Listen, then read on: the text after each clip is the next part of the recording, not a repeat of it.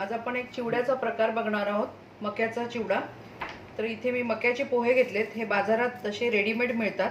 हे साधारण पाव किलो पोहे आहेत। शेंगदाणे घेतलेत, खोबऱ्याचे तुकडे आहेत, लाल मिरची, धन्याची पूड आहे, आमचूर पावडर आहे, कढीपत्ता, हिरवी मिरची, मीठ आणि चवीला साखर। तर आता आपण हा चिवडा करायला घेऊया।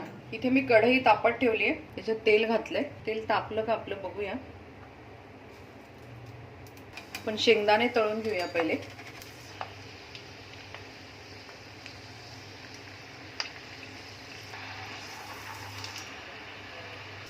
शेंगदाण्यांना छान खरपूस सुगंध येतोय। आपण आता काढून घेऊया। चाळणीमुळे एक तर तेल पण खराब होत नाही, कारण आपण नंतर वापरू शकतो तो। खोबऱ्याचे तुकडे तळून घेऊ।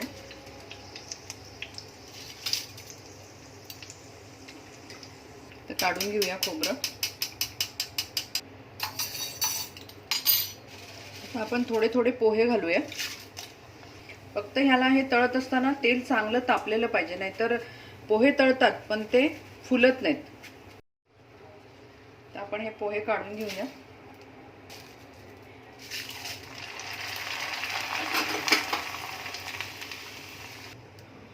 आपण आता अशाच पद्धतीने सगळे पोहे तळून घेऊया।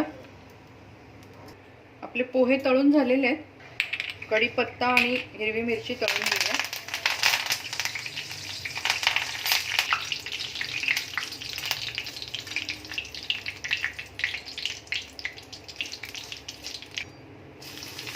गॅस बंद करू, कारण त्या तेलामध्ये ती मिरची तेवढी होऊन जाईल।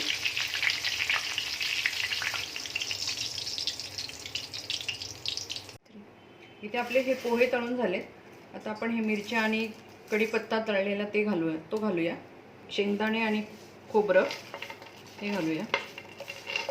चवीला मीठ, मी थोडीशी आमचूर पावडर घातली, ऑप्शनल आहे। लाल तिखट आणि धन्याची पूड मिक्स केली आहे इथे, ती घालूया। कारण खूप वेळेला मिरची तशी पोह्यांना लागत नाही, लाल तिखट असं लागतं पोह्यांना, त्यामुळे तो जास्त छान लागते अजून ती।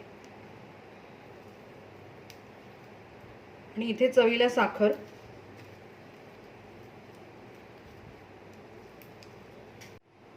आपण हे सगळं एकत्र करून घेऊ। हातानेच करते, छान चुरलं जातं असं मस्त।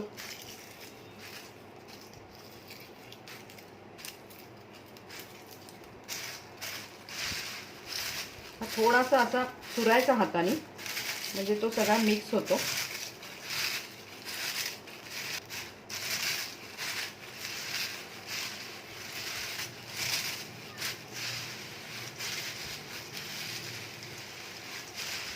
थोडी आपण चव बघून लाल तिखट पाहिजे असेल तर आपण घालू शकतो।